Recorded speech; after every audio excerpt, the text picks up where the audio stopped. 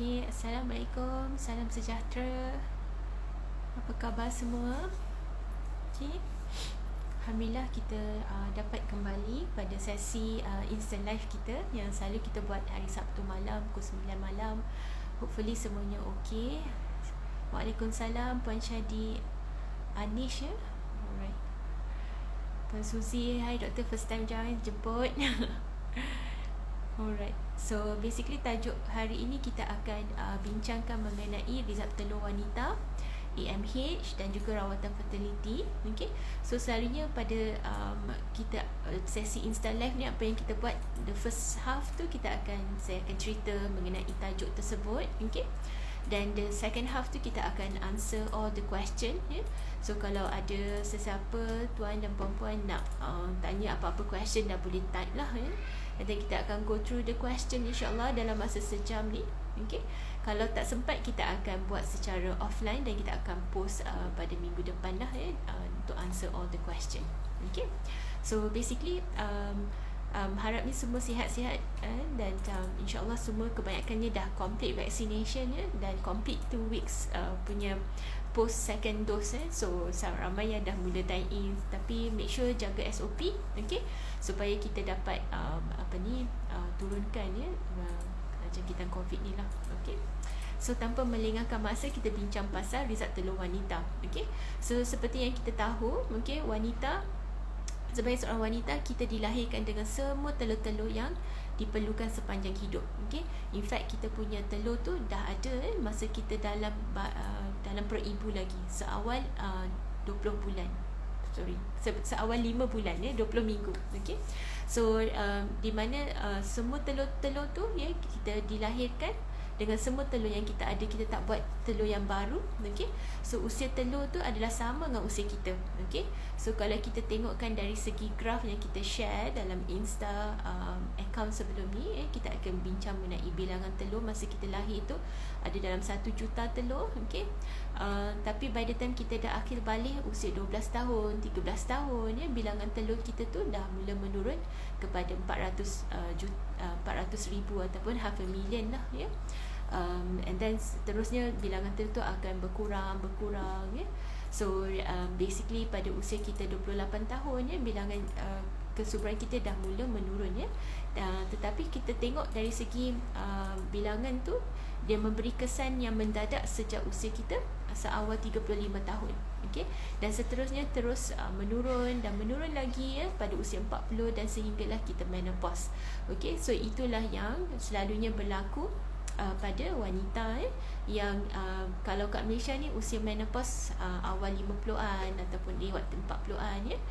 So tetapi dari segi kadar kesuburan tu usia 35 tahun tu, masa tu kesuburan kita dah turun mendadak. Okay, setiap bulan ya, apa yang terjadi, ada satu batch telur yang akan terpilih. Okay, mungkin 5, mungkin 10, bergantung dengan result telur kita. Okay, so yang terpilih tu maksudnya yang akan membesar pada bulan tu. Okay, tapi daripada banyak-banyak yang terpilih tu, hanya satu sahaja yang akan menjadi matang dalam natural cycle. Okay, dan di situlah ovulasi berlaku. Okay, bila ovulasi berlaku 2 minggu lepas tu kita akan dapat period. Okay, telur-telur lain yang tak matang akan diserap badan. Okay, so dari segi rawatan fertility, kita hanya boleh rangsang telur yang terpilih untuk bulan tu sahaja. Kita tak boleh nak rangsang telur yang tak terpilih. Okay, so result telur kita bergantung memberi kita input mengenai berapa bilangan telur yang akan terpilih. Okay, so ubat hormon ya, ubat yang kita ambil ya, untuk merangsang telur tu, basically kita hanya rangsang telur yang terpilih sahaja. So because of kita rangsang telur yang terpilih ya, bila kita buat rawatan suntikan hormon tu, kita akan dapat lebih daripada satu telur yang matang. Okay, so bila telur tu besar, kita buat scan ya, telur tu dah saiz dia 16-18 mm ke atas, itulah yang telur yang kita kutip masa prosedur oocyte pick up tu. Okay, Tapi of course ada mix antara matang dan tak matang. So katakan kita dapat telur tu dalam 8 ataupun 10, tak semuanya matang. Hanya telur yang matang sahaja yang kita boleh senyawakan dengan sperma. Okay, so itulah yang berlaku bila kita rangsang telur tu. So ramai yang ingat bila kita pakai dos hormon yang tinggi kita akan dapat lebih telur. Tak juga, sebab kita tak boleh rangsang yang tak terpilih, hanya yang terpilih sahaja. So setiap bulan tu ada limit lah, ada basically dan limit tu bergantung penuh dengan result telur kita. Okay, so sekiranya result telur kita normal, mungkin setiap bulan tu mungkin kita akan dapat 8 hingga 15 telur yang boleh kita rangsang. Okay, tapi kalau result telur kita banyak, macam wanita yang ada PCOS, polycystic ovary, mungkin kita dapat lebih daripada tu, mungkin 15, mungkin 20. Tapi bagi wanita yang result telur yang rendah, so mungkin less than 5, ada yang 1 ataupun 2 yang kita boleh rangsang untuk matangkan dia. Okay, so itulah dia wanita dengan telur, result telur kita. Ada yang tanya, doktor, boleh tak kita, ada tak ubat apa-apa yang boleh menaikkan bilangan telur kita, ataupun setiap bulan tu instead of 5 yang terpilih, boleh tak kita naikkan lebih daripada tu? At the moment, pada masa ini tak ada lagi ubat yang kita boleh bagi untuk memperbanyakkan bilangan telur yang terpilih ataupun banyakkan telur yang ada dalam badan kita. Tak ada lagi.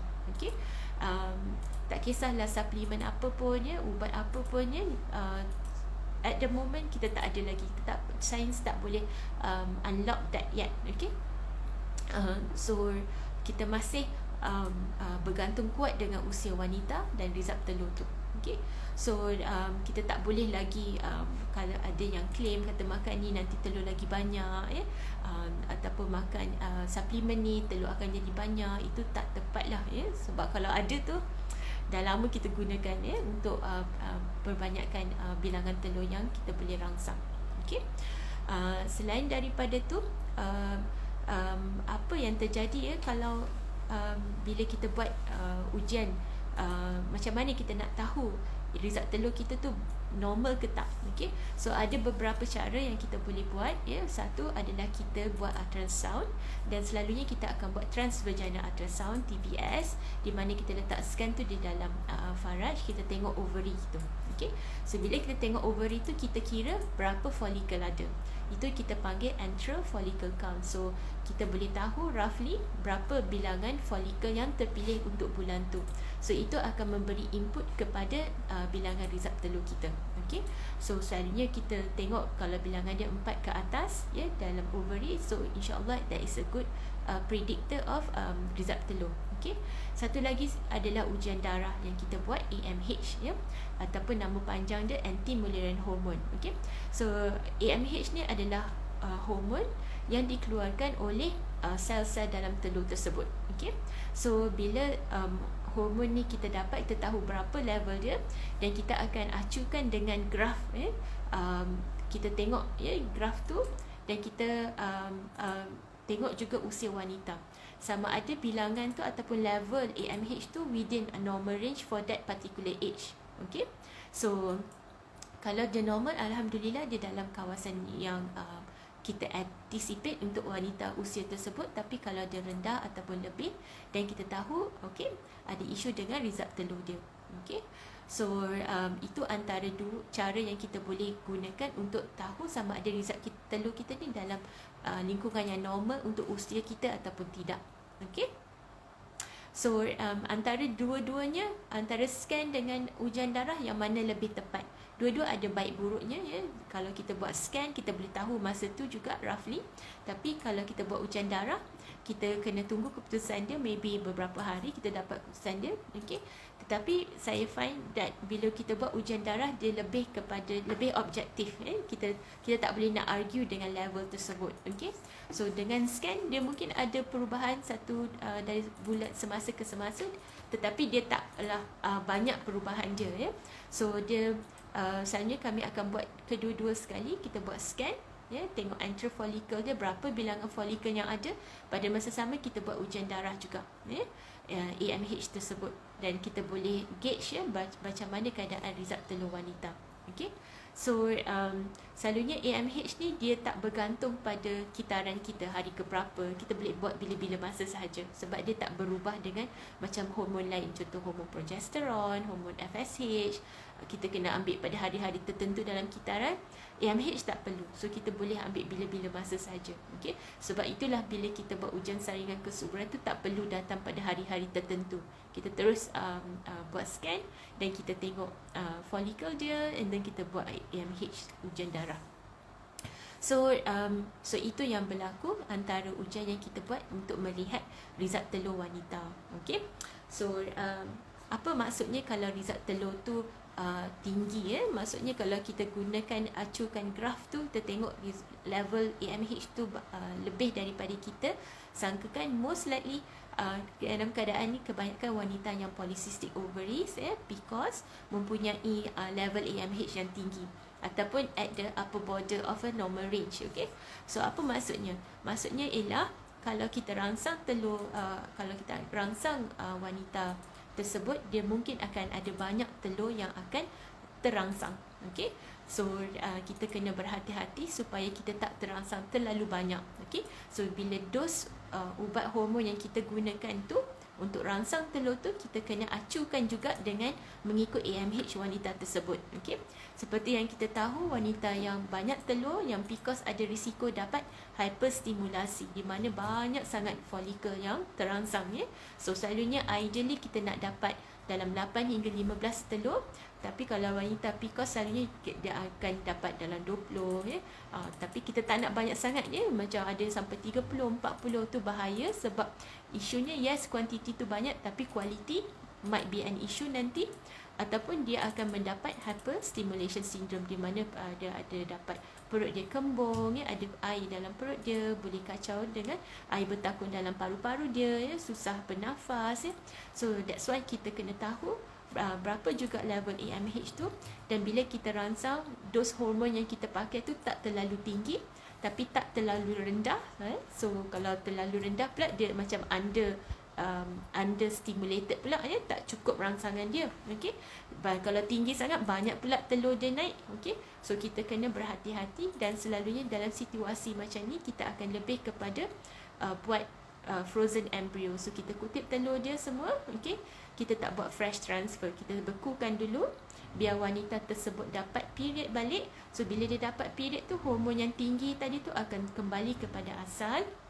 Okay, and then kita hanya akan buat frozen embryo transfer in bulan akan datang, ya. Kita tak buat pada bulan yang sama yang kutip telur tu. Sebab itu nanti kita risau bahaya, ya. Satu, chances untuk embrio tu melekat kurang. Kedua adalah risiko hyperstimulation syndrome tersebut. Okay. So apa maksud kalau AMH dia ataupun result telur dia rendah? Okay.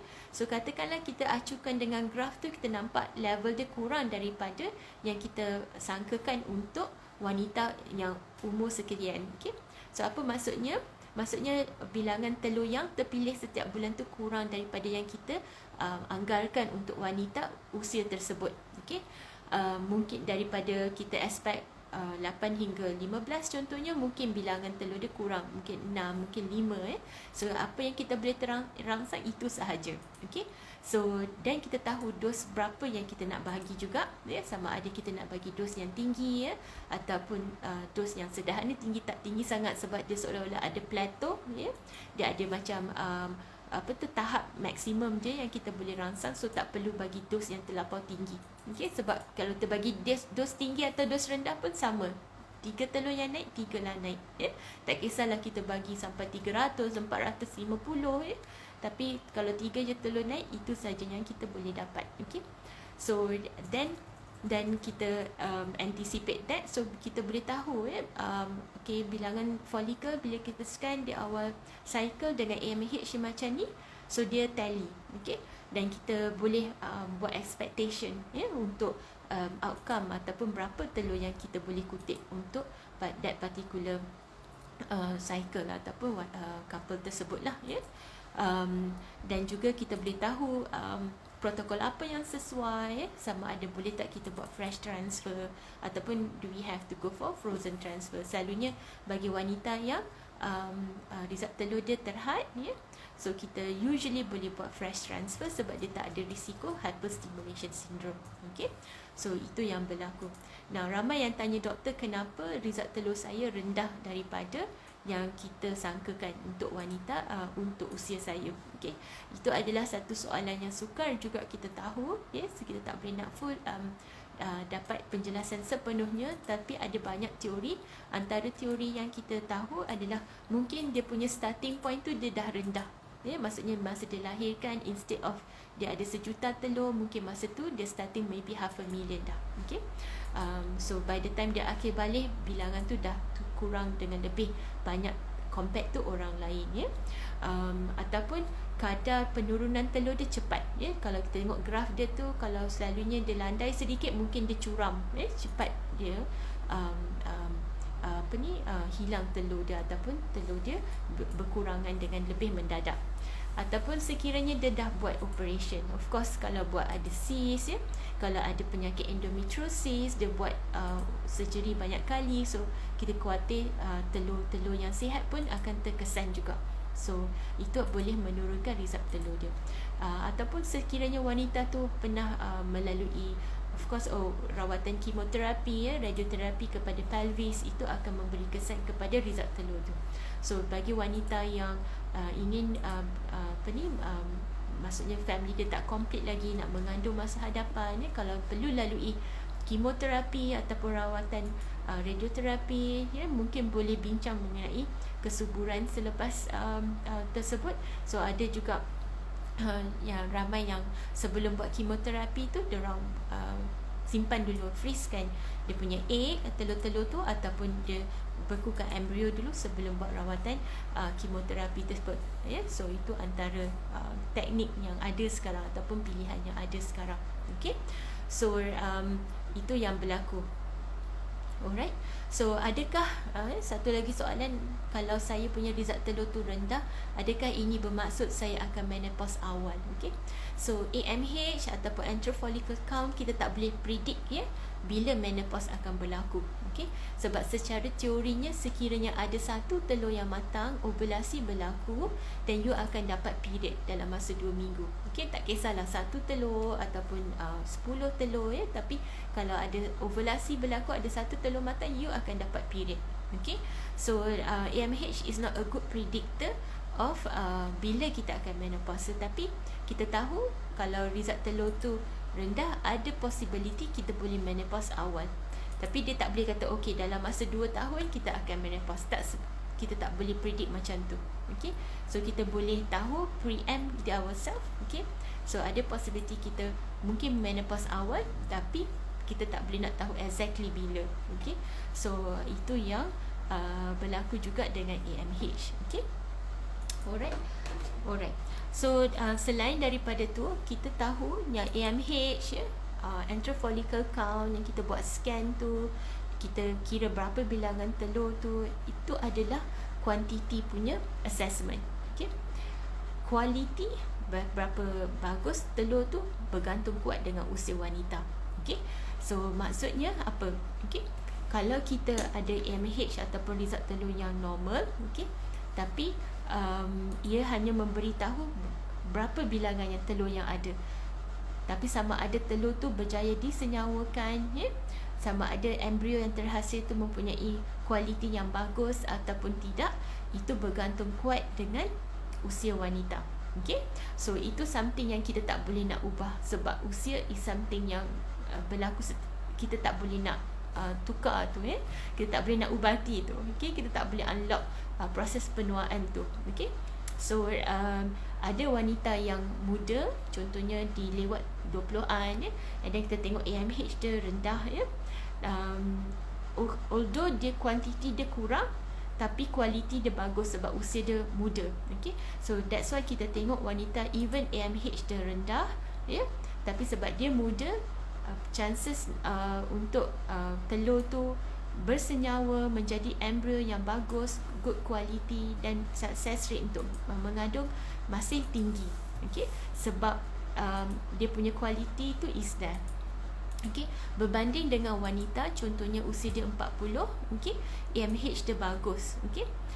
So yes, bilangan telur tu ada, ya, tapi kualiti telur tu mungkin satu perkara yang akan terjejas. Contohnya kalau kita dapat telur 5 atau 6 pada usia 40 tahun, ya, tapi persenyawaan dia, berapa yang bersenyawa, berapa yang menjadi embrio yang bagus, dan chances embrio tu menjadi bayi yang sihat, ya, mungkin kurang, ya, tak sama dengan wanita yang usia lebih muda. Okay? Sebab AMH ni adalah kuantiti dan bukan kualiti. Kualiti masih bergantung kuat dengan usia wanita. Itu usia wanita adalah satu faktor yang paling kuat untuk nak tahu predictor sama ada rawatan fertility kita berjaya ataupun tidak. And at the moment tak ada faktor lain yang lebih kuat daripada usia wanita. So that's why kita galakkan wanita, jangan perlambatkan rawatan fertility ni, sebab dia adalah ada biological clock, ya, kita ada time limit. Okay, so ramai yang ingat buat IVF ni is the last resort, usia kalau lewat 30-an, awal 40-an baru buat IVF. Tapi sebenarnya, ya, kalau kita boleh nak convey the message hari ni, tidak, ya, rawatan fertility tu bergantung kuat dengan faktor wanita, usia wanita. Bila kita ada usia muda, kita prognosis kita bagus, and kita nak wanita pregnant, okay. So, bukannya untuk kita punya tu bukan untuk lalukan IVF, tapi sebab kita nak dapat successful pregnancy. So kita kena start awal. Tak kisahlah seawal yang boleh, ya. Kalaulah contohnya dia clear cut faktor, contohnya tube block, dua tube block, okay. So bila ada yang bertanya, doktor bila patut buat IVF, saya basically kata bila tube block is a clear indication buat IVF. So kita ada satu faktor saja yang kita kena handle, rather than ada tube block, lepas tu ada faktor usia juga comes in, ya. So bila ada banyak more than one factors, ya, dia punya chances akan turun, ya, dia punya percentage. Kalau contohnya faktor dia adalah sebab sperma, ya. So let it be just sperma saja. Jangan tunggu lagi sampai usia kita lewat 30-an baru come forward untuk buat IVF. Masa tu kita dah macam like terpaksa ada faktor lain juga, faktor usia yang kita tak boleh nak ubah. Okay, so that's when chances untuk berjaya mengandung tu rendah. Okay, so kalau dah tahu isunya kenapa, kita just go ahead and buat rawatan tu. Okay, sometimes ada yang tak ready lagi untuk buat rawatan IVF. Okay, tapi at least datang, check, saring, dan tahu what is the problem, so that kita boleh bincang dengan lebih jelas. Okay, sometimes ada yang nak bekukan telur dulu ataupun nak bekukan sperma dulu, ya. Especially untuk yang couple yang tak ready lagi nak buat rawatan fertility, contohnya because of commitment, because of financial issues, ya. So bincang dengan doktor and see whether we can start, whether kita boleh refer awal, ya. Katakan kalau tak boleh buat in private sector, kita boleh refer kat government sector, so kita percepatkan proses tu. Okay, alright. So ada juga yang tanya, doktor, kalau saya tak berumah tangga lagi, boleh tak kita buat ujian saringan kesuburan, ya? Jawapannya ya, boleh, ya, tetapi ujian saringan tu limited. Okay, contohnya kalau seorang wanita dia come forward, dia single, ya, dia tahu dia masih dalam pembelajaran, ya, dia tak ada lagi calon, contohnya, boleh tak dia nak check dia punya tahap kesuburan dia, ya? Yes, boleh, tapi kita kena faham apa yang kita boleh buat. Kita mungkin boleh buat scan perut, okay. Kita boleh ambil ujian darah AMH, okay. Tapi dia punya report tu adalah limited. Apa pun kita perlukan ujian kedua-dua pasangan untuk tahu kita punya prognosis, okay, untuk tahu kita punya chance untuk mengandung. Yes, kita boleh buat AMH, tengok result telur kita. Kalau result telur tu normal, tu alhamdulillah. Tapi kalau result telur tu dah mula menurun, dan maybe dia punya cadangan adalah untuk berumah tangga, jangan tunggu lama untuk mengandung, ya, setelah berumah tangga. Ataupun kalau dekat tempat lain, kalau negara barat, diorang suggest egg freezing. So currently dia panggil social egg freezing contohnya wanita tu single, dia tak plan lagi nak berumah tangga sebab ada faktor-faktor tertentu banyak isu sekarang ada yang tak jumpa jodoh lagi contohnya, ataupun ada komitmen lain so boleh tak bekukan telur.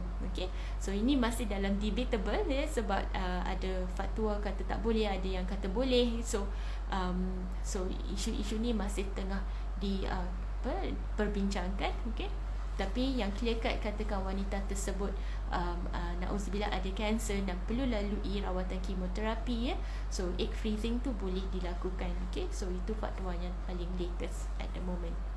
Ataupun contohnya dia ada penyakit endometriosis contohnya endometriosis tu kita tahu dia akan memberi kesan kepada result telur dia so mungkin kat situ ada ruang untuk bekukan telur tersebut sebelum menjalani rawatan contohnya pasal untuk endometriosis. Okay, so that's about it. So I hope that answer the question. Okay, kesimpulannya AMH result telur kita tak boleh nak perbanyakkan telur kita, tak ada ubat nak banyakkan telur, bergantung kuat dengan usia kita dan apa implikasi dari segi result AMH tu lebih kepada kuantiti, tapi kualiti tu lebih bergantung kuat dengan usia wanita. Okay, so I suppose tanpa melengahkan masa lagi, kita akan go through soalan-soalan yang dikemukakan kat sini. Okay, alright, dan kita kalau ada apa-apa soalan boleh tuliskan kat sini dan kita akan go through. Okay, alright, so dari soalan pertama ialah Puan Afza Mobile. Doktor, macam mana nak kejutkan sis? Okay, so basically sis ni bergantung kepada sis apa yang ada contohnya jenis sis tersebut. Maksudnya kalau dia adalah jenis sis yang clear sis macam hanyalah kecil kurang daripada 5 cm sometimes kita tunggu next period, kita hanya pantau sahaja. Ada juga doktor bagi macam contohnya kalau period dia tak regular, kita bagi ubat untuk turunkan period. Sometimes sis tu boleh kecut, ataupun kita bagi pil perancang contohnya untuk sebulan dua, sis tu boleh kecut tapi kita tahu bila sis tu kecut, dia punya kelongsong ataupun dia punya karung dia tu masih ada lagi. Okay, so dia boleh kembali, dia boleh naik balik. Okay, selalunya kalau sis tu usia dia punya saiz tu kurang daripada 5 cm, kita kalau boleh kita tak nak buat operation, sebab kita tahu operation tu akan bila kita buka kopek sis tersebut, telur-telur yang sihat pun akan terkesan juga. So kalau boleh kita tak nak buat sebab dia saiz dia kecil. Okay, tapi kalau sis tu jenis endometriosis ataupun dermoid sis so dia jaranglah dia boleh kecut Selalunya kalau sama juga kalau sis tu kurang daripada 5 cm, kita pantau. Kalau dia lebih besar daripada tu ataupun dia dah mula memberikan sakit contohnya endometriosis, dan kita kena buat operation lah untuk sedut ataupun buang kopek, keluarkan sis tersebut. Okay, so dia tengok jenis sis, berapa saiz sis tu untuk kita manage dan juga kita tengok juga kalau symptoms, kalau dia ada sakit ke ada rasa tak selesa, dan kita kena tengoklah dari segi tu. Okay, seterusnya Puan Didi Diana Arisa, bacaan AMH 31.13 normal tak untuk wanita umur 32 tahun. Alamak, saya tak ada bawa carta tu lah, tapi saya rasa insya-Allah normal. Okay, dalam kawasan yang yang dalam graf tu, kalau warna hijau tu kita nampak dalam hijau. So AMH 31 tu is a good level. Okay, so katakan kalau kita rangsang telur ni akan dapat bilangan yang memuaskan, dan kita kena berhati-hati juga agar tak terlebih rangsang dapat banyak sangat telur sebab kita takut risiko OHSS, Ovarian Hyperstimulation Syndrome. Okay, seterusnya ialah Puan Syafirah Hazirah ZNL. Salam doktor, saya nak tanya, saya dah lost period almost 4 months tapi check UPT tak ada rezeki lagi. Okay, so lost period maksudnya tak ada period 4 bulan.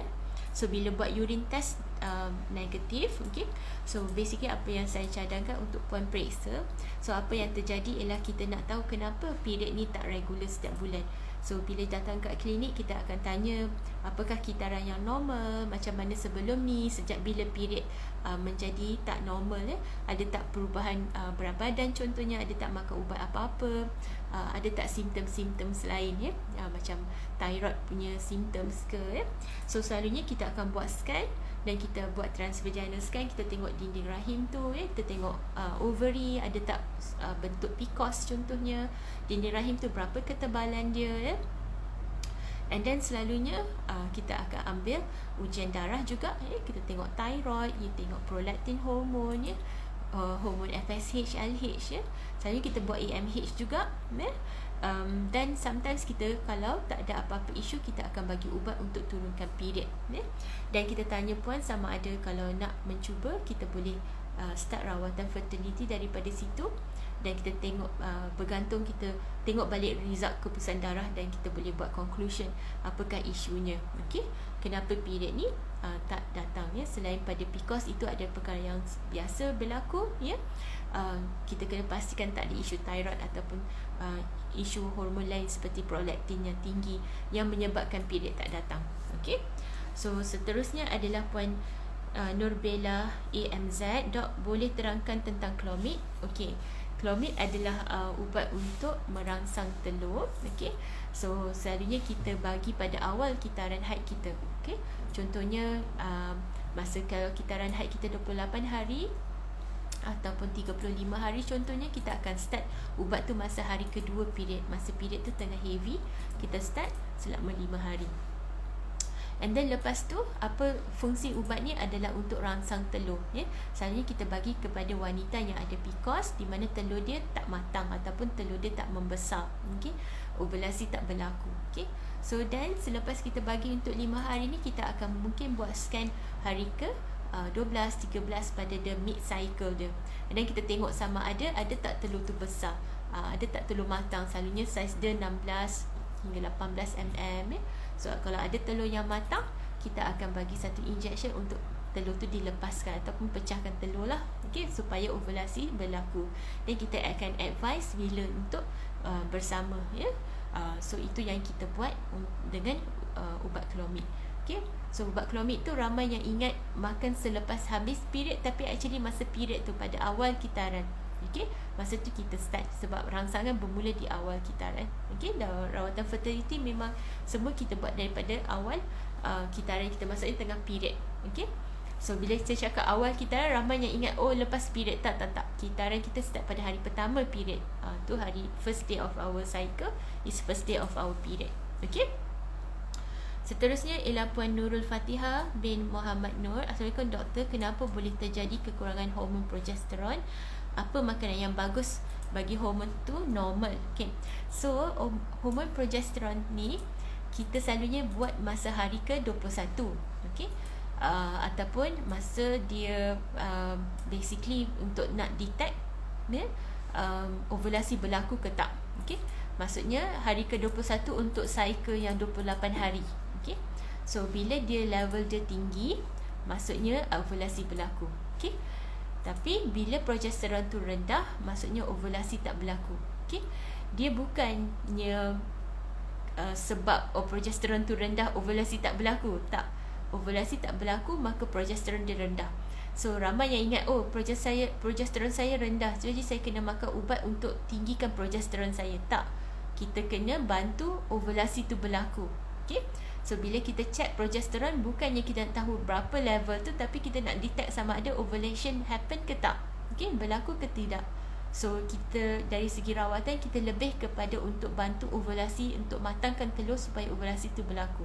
Bukan kita bagi progesteron supaya progesteron tu normal. Tak. So ramai juga yang tanya macam ni, sebab mungkin dari segi kefahaman kita kata, bila doktor kata progesteron rendah, dan saya kurang progesteron, so ada tak makanan boleh tambah progesteron? Bukan, progesteron rendah sebab ovulasi tak berlaku. So kita punya rawatan ialah untuk bantu ovulasi berlaku, bukan untuk naikkan progesteron tu. So kat situ kena bincang kenapa ovulasi tak berlaku? Adakah sebab PCOS ya, ataupun sometimes because cycle kita panjang, kita ambil hari ke-21 tu tak tepatlah sebab ovulasi berlaku mungkin pada hari ke 20 So kalau kita buat progesteron hari 21 tak at the right time. Okay. So seterusnya ialah Puan Syazwina Zaman. Assalamualaikum. Hai Dok, kalau kita buat HSG test tu, ada sekali tengok juga ke keadaan bilangan telur kita. Okay. So HSG ni lebih kepada nak tengok tube fallopian, sama ada tube fallopian tu block ke tak. Okay. Kita nampak tak telur ovary kita bila buat HSG? Tak. Okay. So seperti yang kita tahu, nak check tube ni ada 3 cara. Okay. Satu, kita pakai X-ray. Satu, kita pakai ultrasound. Ketiga, kita pakai surgery laparoscopy yang tebuk-tebuk tu. Okay. So kalau HSG kita pakai X-ray. So apa yang berlaku masa X-ray, kita letak dye dalam rahim daripada vagina, kita masukkan speculum yang boleh itik tu, kita letak dye and then kita ambil X-ray. So dye tu hanya colourkan rahim dan juga tube. Ya, dia tak colourkan ovary kita. So kita tak nampak ovary kita. Okay, kita hanya nampak bentuk rahim tu, dye tu lalu, dan kita tengok tube tu sama ada dye tu lepas tak daripada tube tu, ada bertakung tak, ada block tak. Itu yang HSG check. Okay. Tapi kalau kita buat ultrasound, ya, sebab kita letak ultrasound tu adalah transvaginal ultrasound, kita boleh nampak jugalah ovary tu. Tapi kita punya fokus masa kita buat ultrasound hypophysis tu, letak dye masa ultrasound tu lebih kepada tube rather than ovary. Okay. Alright. So selalunya kita buat check ovary tu sebelum tu ataupun pada waktu lain, bukan masa kita buat hypophysis tersebut. Ya. Okay. So itu yang kita boleh buat lah. Ya. Okay. Seterusnya ialah Puan Dayana Ahmad 117. Assalamualaikum doktor, bagi patient yang pernah ada history ovarian cyst and masih ada fibroid, adakah akan mengganggu bilangan telur? Okay. So basically kalau dia ada ovarian cyst, ya, kita nak tahu cyst apa. Okay. Adakah dia jenis cyst biasa saja yang ada air bertakung saja, ya, ataupun adakah dia disebabkan cyst yang ada endometriosis. Okay. So kalau dia disebabkan oleh endometriosis ataupun dia ada endometrioma, dia boleh ganggu dengan bilangan dan juga kualiti telur tersebut. Okay. So kalau pernah buat operation contohnya, ya, itu akan menyebabkan result telur kita berkurang. Sebab tu kalau kita buang cyst, kita tak nak buang banyak, tak nak buat operation cyst tu banyak kali. Selepas buat ujian cyst tu, kita terus bantu untuk buat rawatan fertility selepas tu. Okay, sebab ramai yang buat operation, buang cyst, buang endometrioma, lepas tu mencuba, mungkin doktor bagi 6 bulan cuba natural, kalau tak berjaya, ramai yang tak datang balik. Okay. So by the time dia datang, mungkin setahun 2 tahun selepas tu, dan ada cyst baru naik, endometrioma yang baru naik, dan kena buat operation balik. So that's when operation lagi kedua, lepas tu operation ketiga. So setiap kali buat operation, setiap kali tu result telur kita akan berkurang. Okay. So kalau boleh, kita hanya buat sekali je operation, and then lepas tu percepatkan rawatan fertility kalau tak berjaya mencuba secara natural, and then masa tu kita cuba bantu untuk mengandung lah. Okay. So sama ada dia mengganggu ataupun tidak bergantung pada jenis cyst, apakah rawatan yang puan telah terima. Okay. Kalau fibroid, usually dia tak mengganggu bilangan telur tu, tetapi kadang-kadang bila kita buat operation fibroid, kalau fibroid tu besar, ya, blood vessel yang supply fibroid tu, ya, kita potong, boleh mengganggu juga blood vessel kepada ovary. Okay. So cadangan saya adalah untuk puan check AMH puan, ataupun buat scan transvaginal, tengok follicle macam manakah bilangan tu memuaskan ke tak. Okay. Tak semua orang yang ada endometriosis result telur dia kurang, ada juga yang masih bagus. Okay. So not always that, tapi ramai yang mengalami endometriosis akan terkesan result telur dia. Okay. So tu boleh check dengan AMH lah. Okay.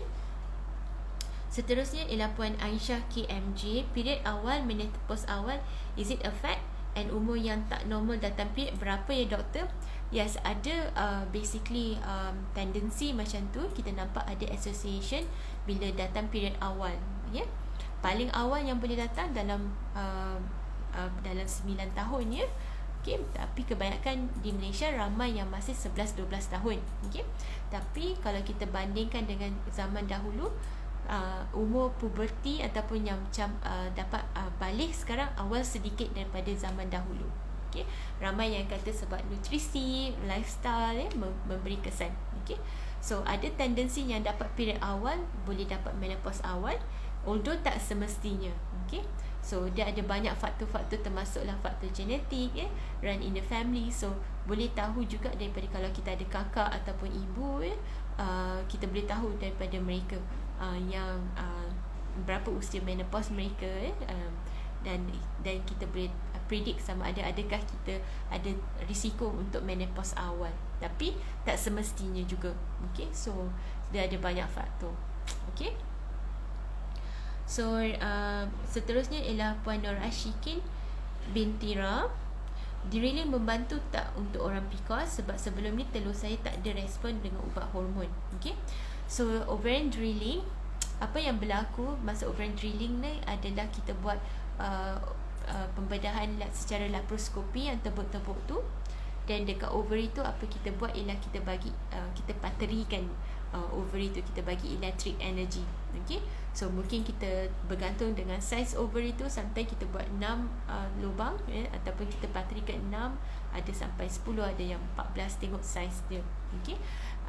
Kenapa kita buat tu, the actual mekanisme dia kita tak tahu, tapi kita dapati wanita yang lepas laparoskopi drilling tu, dia akan membantu ovulasi berlaku.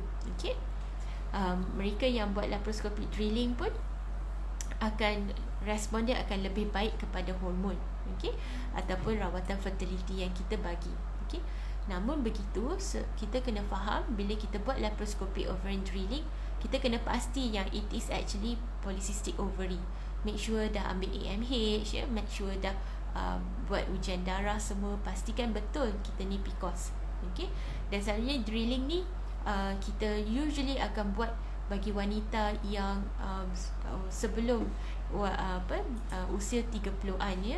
Kita tak selalunya buat drilling kepada mereka yang dah mid 30s ataupun 35 and above. Kita tak buat macam tu sebab drilling tu akan memberi kesan kepada result telur kita. Sebab bila kita bagi electric energy, bilangan telur akan berkurang selepas tu.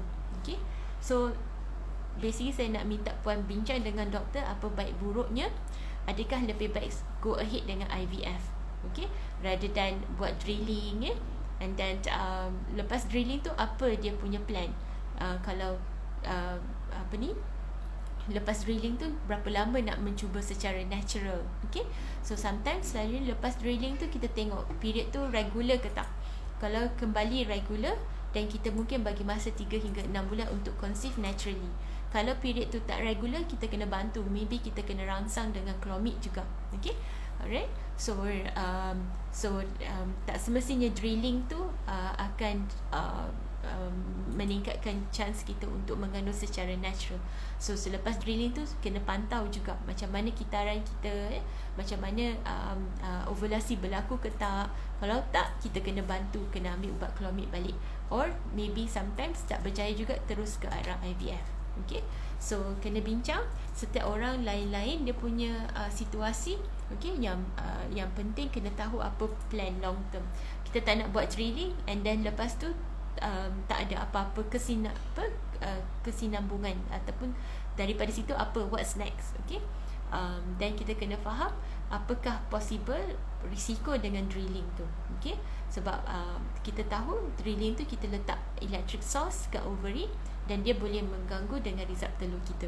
Unless dia drilling ni antara rawatan yang still controversial, ada dia punya tempat untuk kita lakukan. Contohnya bila kita rangsang dengan Clomid tak respon, dia ada Clomid resistant, kita rangsang dengan hormon dia tak bantu, tak besar telur dia. Tapi kita tengok berapa dos hormon tu, berapa AMH you, dan kita kena tengok dan buat keputusan daripada situ. Okay. Seterusnya ialah Puan Syahidah Syukri. Salam doktor, boleh tak saya bertanya? Boleh puan. Saya tak period dah sebulan. Saya try pregnancy test positif, Tapi bila pergi klinik, doktor kata shock, doktor kata tak pregnant. Doktor tu masukkan senduk tu, dia cakap tak pregnant. Kenapa macam tu, dok? Okay. So bila puan check UPT positif, okay, so maksudnya dia ada double line. Okay, so kalau puan nak tahu dengan lebih pasti, apa yang kita boleh buat ujian darah, buat hormon pregnancy test ataupun beta HCG. Sometimes bila kita buat ujian UPT, urine test tu, kita tengok strip tu, kita macam kabur ataupun kita tak sure positif ke tak. Okay, so in this situation, kita selalunya sama ada you nak try clear blue. Clear blue is more objektif sebab dia tulis pregnant ke tak rather than nampak 2 line ataupun 1 line.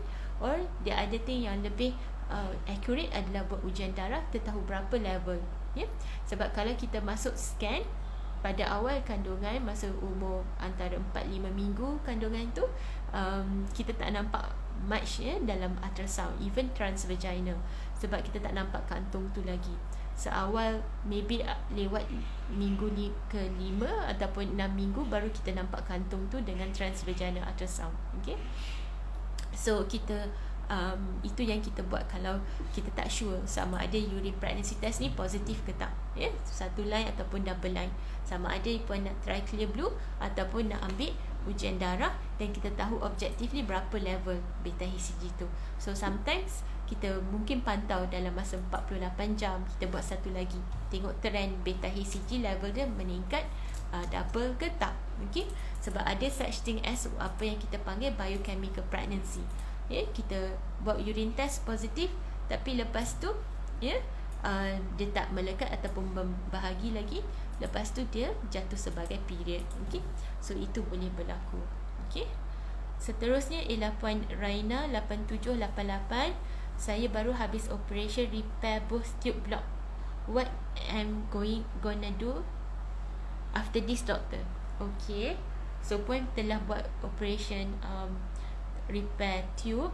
Okay, so bincang dengan doktor puan apa punya findings dan apa plan dia. Okay, sama ada doktor nak bagi masa berapa 3 hingga 6 bulan untuk cuba secara natural sebab tube sekarang dah tak block. Okay, tapi selepas 3 hingga 6 bulan contohnya tak berjaya lagi, dan maybe kena start rawatan fertility. Ada juga yang check balik tube tu dengan HSG contohnya, tengok dah tube tu ada masalah lagi ke tak, sebab kadang-kadang selepas operation sometimes dia ada parut, so parut tu boleh menyebabkan blok semula berlaku, ataupun ada penyakit endometriosis yang menyebabkan blok tu. So lepas operation dah clear kan, tiba-tiba endometriosis kembali balik dan menyebabkan blok balik. Okay, so kena bincang dengan doktor puan. Okay, tanya dia apa plan dia. Okay, bagi masa ke sekarang ni tube dah terbuka, 3 hingga 6 bulan, kalau tak berjaya macam mana next. Okay, so itu yang kita perlu ada, sebab ramai yang lepas operation lepas tu miss from follow up, and then masa tu yang kita lost 1 or 2 years sebelum coming back untuk buat rawatan fertility.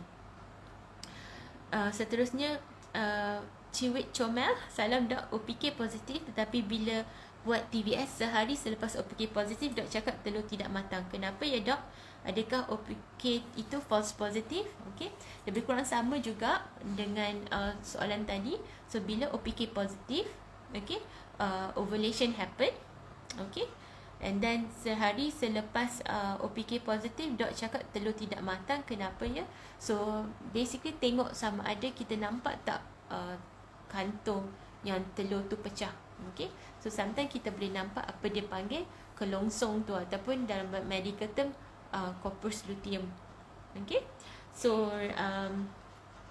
selalunya kalau OPK positif adalah sebelum ovulasi tu berlaku. Bila dia dah positif, maksudnya hormon LH tu dah tinggi. Masa tu kita galakkan bersama, sebab ideally kita nak sperm tu tunggu telur tu datang. Telur tu ovulasi berlaku, sperma tu dah ready dah untuk persenyawaan. Okay, tapi bila kita buat scan transvaginal, apa yang kita boleh nampak ialah telur tu dia punya karung tu dah pecah. So kita nampak dia punya tu tak bulat lagi, dia dah macam bentuk yang irregular lah orang kata. So itu yang kita boleh nampak. Okay. Kenapa doktor kata telur tak matang? Susah juga nak cakap. So maybe nampak telur yang lain yang tak besar. Yang itu yang kita nampak lah. Yeah. Adakah OPK tu false positive? Susah juga nak cakap. Okay. Yang puan boleh tahu ialah dalam katakanlah tak menjadi this time, berapa lama period nak datang. Sebab kalau ovulasi berlaku 2 minggu selepas ovulasi berlaku, you dapat period. Okay. So kita boleh gauge daripada situ. Tapi dia retrospektif lah. Okay. Alright. So that's another way of doing it. Okay. Dan seterusnya ialah Puan Syadi Anish. Doktor, macam mana nak detect endometriosis secara TVS, boleh ke? Okay. So bergantung pun, kalau lah kita buat TVS, kalau kita nampak ada cyst yang kita panggil endometrioma tu, dan kita boleh diagnose endometriosis. Okay. Tetapi sekiranya tak ada cyst yang kata endometrioma ataupun darah beku kat ovary tu, kita tak boleh nak diagnose endometriosis dengan scan. Endometriosis hanya kalau dalam situasi tu boleh diagnose dengan laparoskopi, ya. Tapi simptom-simptom endometriosis tu contohnya antaranya adalah senggugut, ya. Senggugut masa period ataupun ada kesukaran untuk mengandung. Okay. So sometimes endometriosis might be the answer. Endometriosis ni ada 4 stages, ya. Stage 3 dengan 4 tu ada cyst, so kita boleh nampak dengan scan. Isunya ialah stage 1, stage 2 yang mana dia tak ada cyst, dia ada macam radang dalam pelvis yang macam kalau kita buat laparoskopi kita nampak macam sebut belerang macam tu. Sebut itu yang kita nampak sebab dia dot. So kita tak boleh nampak dengan scan. So stage 1 dengan stage 2 yang susah untuk kita detect dengan ultrasound scan. Okay. So that's the answer. Okay. Seterusnya, kalau TBS tak nampak, perlu ke buat laparoskopi? Ujian LH, FSH hanya period yang kedua sahaja ke? Okay. So kalau tak nampak, perlu ke buat laparoskopi? So itu bergantung kepada situasi. Contohnya kalau kita ada simptom yang teruk, ya, senggugut yang teruk, kita suspect laparoskopi. So sometimes kita buat laparoskopi. Pada masa sama kita boleh burn, ya, endometriosis tu. Kalau dia ada radang endometriosis tu, ya, kita nampak dia macam sebut belerang, dia ada inflame, ya, kita bagi electric source kat situ, ya, dan kita boleh buat diagnosis daripada situ. Pada masa sama selanjutnya kita akan check tube juga, ya, pastikan tube tak block masa laparoskopi tu. Okay. So that's the only way, especially for stage 1 dan stage 2. Ujian LH dengan FSH hanya period yang kedua sahaja. So ujian FSH LH ni pada day 2 of your cycle ataupun pada awal kitaran, selalunya hari kedua, hari ketiga. Okay, untuk nak tengok sama ada tak hormon FSH tu tinggi ataupun LH tu tinggi yang memberi sign kepada keadaan polycystic, di mana LH tu lebih tinggi pada FSH. Okay. Tapi LH dengan FSH tak boleh digunakan untuk detect endometriosis. Okay. Hormon tak boleh detect endometriosis ataupun blood test tak boleh nak detect endometriosis. Okay. Seterusnya Puan Nora Abiyed. Okay. Dok, share ya live ni, I nak keluar nanti nak tengok balik. Okay, yes, kita akan share. Kita akan simpan dalam IGTV. Okay. Puan Syamimi Fakri, saya umur 28 tahun tapi MH 0.1. Apa doktor boleh katakan? Oh, Allahu Akbar. So 0.1 tu dalam picomole ke Puan? Apa dia punya unit yang kita gunakan untuk buat ujian AMH ni? Selalunya kita guna picomole, ada yang juga gunakan nanogram, ya. So tengok level tu. Tapi apa yang kita tahu, level dia rendah, ya Puan, ya. So maksudnya apa? Maksudnya result telur tu terhad. Okay? Mungkin setiap bulan kalau Puan ada period lagi, maksudnya ovulasi masih berlaku. Mungkin ada 1 telur, if not 2 telur yang akan terangsang. Okay? So apa yang kita galakkan buat ialah untuk buat rawatan fertility, sebab Puan masih ada kualiti telur tu masih bagus sebab usia baru 28 tahun, ya. Ada, ya, yang berjaya mengandung dengan result telur yang 0.1 something. Okay.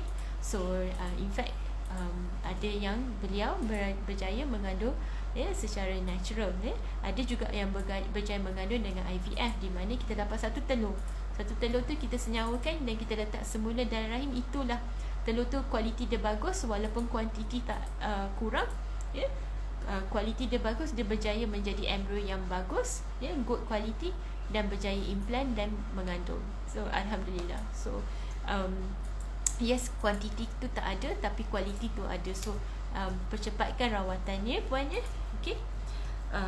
So mengapa berlaku macam ni? So itu teori yang sukar untuk kita tahu.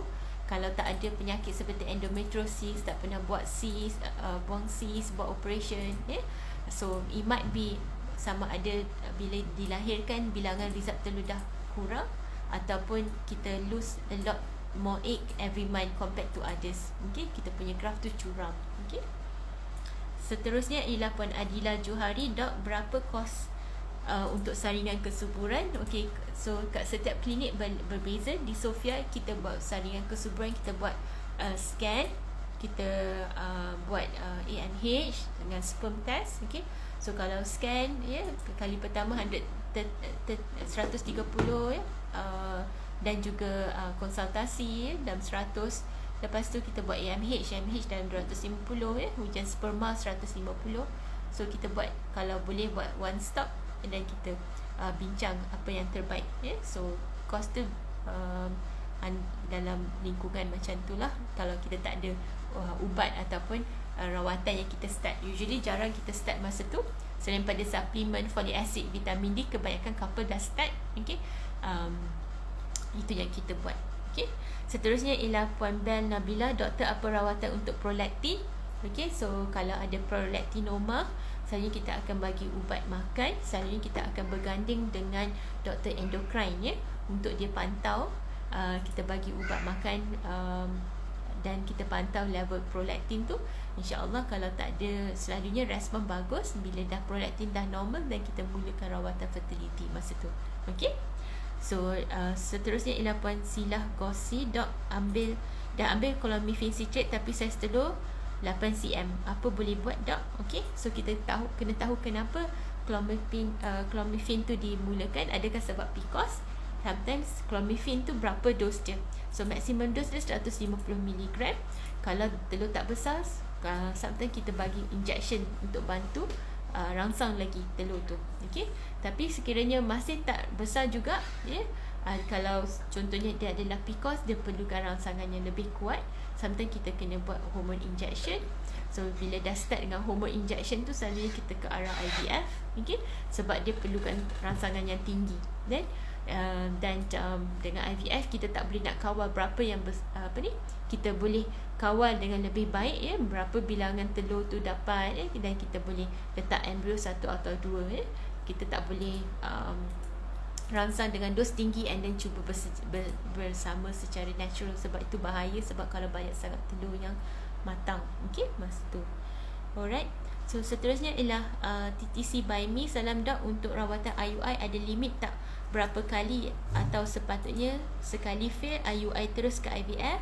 So basically kita tengok macam mana puan respon. Okay, kalau dengan IUI respon tu bagus, okay, memuaskan, ada telur yang besar, okay, tapi tak berjaya lagi, so sometimes ada role untuk buat one or another two IUI. So usually kalau kita tengok graf ada yang go up tu, dia punya graf cumulative pregnancy rate tu meningkat the first 3 IUI. Okay, selepas tu dia dah plateau dah. Okay, tapi sekiranya respon tu tak memuaskan dengan IUI ataupun ada faktor-faktor lain, okay, yang menyebabkan IUI tu may not be the best so sometimes kita terus ke IVF selepas one fail IUI. Okay, ramai yang saya tengok bila IUI fail ramai yang ke arah IVF terus so ada juga ramai juga yang lepas IVI fail makan masa untuk come back balik, nak bounce balik untuk start rawatan sebab faham sebab bila IUI kita dah ada harapan, kita dah buat komitmen kita, sekali rawatan tak menjadi dan kita rasa sedih tapi kita kena faham IUI ni is not dia punya chance antara 10 to 15% at the best. Okay, so kalau 10 orang buat IUI, seorang pregnant. Okay, so with statistik tu kita faham, kita punya expectation pun kena be at the right level. So selalu saya kata couple-couple yang buat IUI, okay, kalau tak menjadi, jangan take too long untuk come back. Okay, so sama ada nak buat balik IUI ataupun nak go ahead dengan IVF, tengok macam mana respon you dan kenapa buat IUI tu. Sebab ada yang buat IUI contohnya faktor dia borderline sperm male factor contohnya, dan maybe the answer is terus ke IVF ataupun ICSI rather than buat IUI. Okay, ataupun bila buat IUI tu telur tu tak membesar dengan memuaskan, dia lambat besar, so dia perlukan rangsangan lebih kuat. So then if that is the case, then go ahead dengan IVF. Tapi ada juga yang bagus, telur dia naik 2 yang besar, okay, cuma dia tak menjadi that time, so maybe ada ruang untuk buat second IUI. Okay, so berapa banyak, kalau respon memuaskan maybe 3, then kalau tak menjadi, then go ahead dengan IVF. Okay, alright. So I think sampai sini sahaja, ada banyak lagi soalan yang kita dapat, tapi kita tak boleh nak answer pada masa ini sebab kekangan masa. So apa kita akan buat, kita akan simpan soalan ni dan kita akan jawab secara offline, dan saya akan share pada minggu hadapan. Alright, dan kita akan tag lah setiap mereka yang couple yang hantar soalan. So I hope that kongsian malam ni dapat membuka sedikit kita punya exposure ataupun kesedaran mengenai infertility. Okay, kalau ada apa-apa soalan boleh DM saya kalau tak sempat di sini. Kalau ada apa-apa kekurangan ke ataupun tak berapa jelas, boleh tanya balik, dan insyaAllah kita akan jumpa pada hari yang sama minggu depan pada waktu yang sama 9 malam. Okay, sekian saja dari saya. Okay, Assalamualaikum warahmatullahi wabarakatuh. Assalamualaikum, selamat malam.